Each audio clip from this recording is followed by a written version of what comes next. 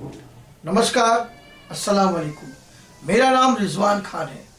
आज मैं आप लोगों को सोने के अक्षरों से लिखी हुई 9 बातें बताने जा रहा हूं जो आपके जीवन में बहुत ही उपयोगी है। अगर आप मेरी इन 9 बातों पर अमल करेंगे तो सफलता आपके कदम चूमेगी। वो 9 बातें जो हमारे बुजुर्गों ने दीन भी फरमा कर चले गए, और 9 बातें जो ग्रंथों में, शास्त्रों में लिखी है। शुक्राचार्य जी ने, उन्होंने भी कहा, उनकी कुछ नीतियां थी जो उन्होंने बता के गए। अगर आप लोग इन नीतियों पर और मेरे बताए हुए इन 9 बातों पर अगर अमल करेंगे तो परेशानियां और मुसीबतें आपसे कोसों दूर हो जाएंगी और आने वाला भविष्य आपका उज्जवल और सुखमय होगा। जी हाँ, आज मैं आपको बताने जा रहा हूं कुछ ऐसी बातें जो आप इससे पहले कभी सुने नहीं होंगे, और अगर सुने हैं तो इस पर अमल जरूर करें। कुछ ऐसी बातें जो हमारे आने वाले भविष्य के लिए बहुत अच्छी है।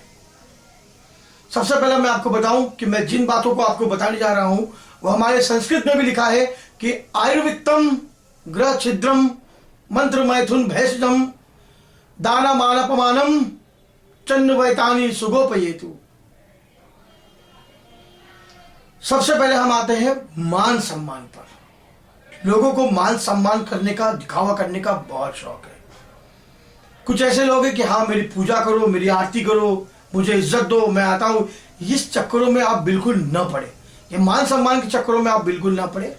आप बिल्कुल एक साधारण मनुष्य की तरह रहें, क्योंकि मान सम्मान सामने वाला तो आपका कर देगा, लेकिन आपके जाने के बाद आपके अपनों के और उन लोगों के दिल में आपके लिए नफरत पैदा हो जाएगी। मान सम्मान का दिखावा यानी मैं बड़ा, ये निकाल दे, क्योंकि मैं हमेशा खाली है। मैं का जो घर है वो हमेशा खाली है। क्योंकि मान सम्मान करना, कोई बुलाए तो मैं आऊंगा, मेरे फूल रखना, हार रखना, थाली रखना, आरती रखना, इस तरह का दिखावा आप मत करें। मैं आपको बता दूं कि किसी बड़े शायर का कलाम है कि कल जो तन के चलते थे अपनी शान और शौकत पर, कल जो तन के चलते थे अपनी शान और शौकत पर, शम्मा तक नहीं जलती आज उनकी तुरबत पर। मतलब कब्र पर। जो कल तन कर चलते थे, आज उनके कब्र पर फूल तक, अगरबत्ती तक, मोमबत्ती तक नहीं जलती। उसके बाद हम आते हैं अपमान पर। अपमान यानी बेइज्जती। जी हां, कभी ना कभी हर इंसान को अपनी बेइज्जती का सामना जरूर करना पड़ा होगा। अपमान अगर आपका हो जाए किसी कारणवश, या कोई आपको अपमानित कर दिया, बेइज्जत कर, तो ये बात कभी अपने किसी परिजन या किसी खास को न बताएं, क्योंकि उसकी नजरों में आपकी इज्जत कम हो जाएगी। वो कहेगा अरे ये तो खुद बेइज्जत होके आया है, फिर वो भी आपका सम्मान करना छोड़ देगा और वो कहीं ना कहीं आपको भी उसी तरह से अपमानित कर देगा, क्योंकि उसके दिल में जो आपके लिए इज्जत थी वो खत्म हो चुकी है। आपने बताया कि आपकी तो कोई और बेइज्जती कर चुका है, तो उसको आपकी बेइज्जती करने में कोई वक्त नहीं लगेगा। तीसरा हम आते हैं धन पर। धन बोलते दौलत, जिससे हम दुनिया के सारे सुकून, ऐशो आराम खरीद सकते हैं, हर हमारे सुख सुविधा का साधन खरीद सकते हैं। सिर्फ नहीं खरीद सकते तो रातों की नींद और दिन का सुकून नहीं खरीद सकते। अगर किसी के पास पैसा नहीं होता है तो वो बोलता है कहां से लाऊं, कहां से लाऊं, कहां से लाऊं, और जिसके पास ज्यादा हो जाता है तो वो बोलता है कहां छुपाऊं, कहां छुपाऊं, कहां छुपाऊं। जी हां, पैसा अगर आपके पास ज्यादा है तो अपनी कितनी कमाई है, आप कितना कमाते हैं, आपके पास क्या है, आपके पास बैंक बैलेंस किसी को ना पता। क्या पता कोई आपसे दोस्ती करके आपके करीब पहुंचकर आपको धोखा देने की कोशिश करेगा। इसलिए कोशिश करिए कि अपनी आय, अपनी इनकम किसी को न बताएं। अपनी बीवी बच्चे, अपने माता पिता को बता सकते हैं, अपने परिवार के सदस्यों को बता सकते हैं, लेकिन किसी जिस पर आपको शक हो ऐसे मित्र से दोस्ती ना करें। अगर दोस्ती हुई तो उसे आपकी अपनी बैंक डिटेल या कोई भी चीज न बताएं। उसके बाद हम आते हैं मंत्र यानी दुआओं पर। कहते हैं ना, दुआ भी तकदीर बदल देती है। जी हाँ, मंत्र जो ग्रंथों शास्त्रों में लिखा है, अगर हम किसी तरह का मंत्र पढ़ते हैं, कोई जाप करते हैं, कोई साधना कर रहे हैं, कोई विधि विधान कर रहे हैं, कोई प्रयोग कर रहे हैं, या कोई वजीफा कर रहे हैं अगर हम, तो हमें इस बात को राज रखना चाहिए। कहते हैं कि बोलने से इसका असर खत्म हो जाता है। हम जिस परेशानी के लिए, जिस चीज़ के लिए हम अपना इलाज कर रहे हैं, रोजी रोटी के लिए, काम धंधे के लिए, बरकत के लिए, परेशानी के लिए, बीमारियों के लिए, अगर हम उस चीज़ों के ऊपर अगर हम कोई अमल कर रहे हैं या कोई हम मंत्र जप कर रहे हैं, साधना कर रहे हैं, विधि विधान कर रहे हैं, पूजा अर्चना कर रहे हैं अपनी, तो वो दूसरे से न बताए। इससे बताने से आपका प्रभाव समाप्त हो जाएगा। उसके बाद हम आते हैं काम क्रिया, यानी मैथुन काम क्रिया, यानी जो काम क्रिया मैथुन जो होती है वो पति पत्नी और आपसी रिश्ते की कुछ खास बातें होती है। ये बातें आप जैसे अपनी पति पत्नी के बारे में कोई बात है, आप भूलकर भी अपने किसी भी खास को न बताएं। क्या पता आपको कब शर्मिंदगी का सामना करना पड़ सकता है।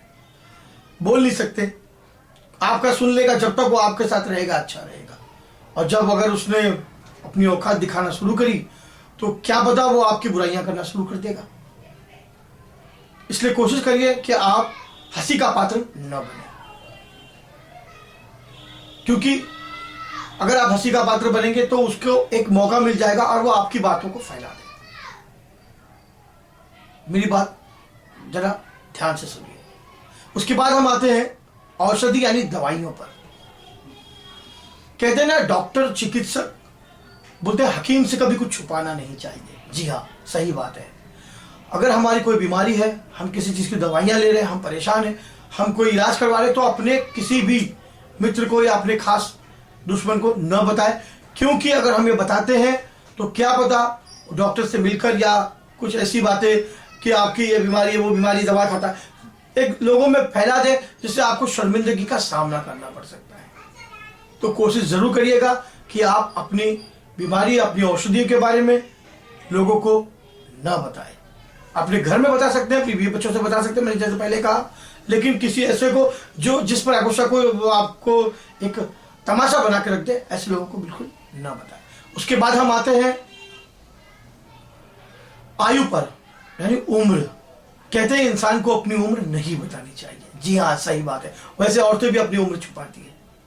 मैं तो यही कहूंगा कि ऊपर वाले से कि आप लोगों को मेरी उम्र लग जाए, और यही दुआ करूंगा आप लोगों के लिए कि आप 100 साल तक जियो, खुश रहो। मैं जब भी दुआ के लिए हाथ उठाऊंगा आप लोगों के लिए जरूर दुआ मांगूंगा।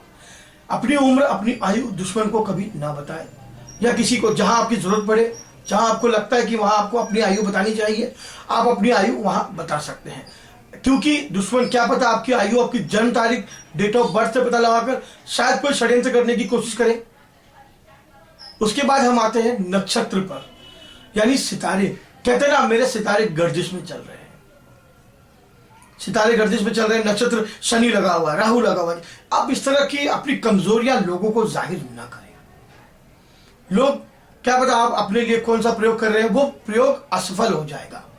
वो सितारों का जो आप बदलाव करने की कोशिश कर रहे हैं, या जो आप नक्षत्रों के बारे में सोच रहे हैं कि अपनी कुंडली के अनुसार हम ये वो करवा ले जिससे हमारी शांति हो जाए, हम ठीक हो जाए, तो ये सब चीजें आप किसी को न बताएं। ऐसा ना हो कि वो आपकी बातें तो सुन रहा है और बाद में वही आपके लिए कोई साजिश करने की कोशिश करे। क्योंकि ये सब बातें आप अगर अपने दिलो दिमाग में बिठा कर रखेंगे तो ये आपके लिए बहुत अच्छा होगी, और कोई आपका कुछ नहीं बिगाड़ सकता।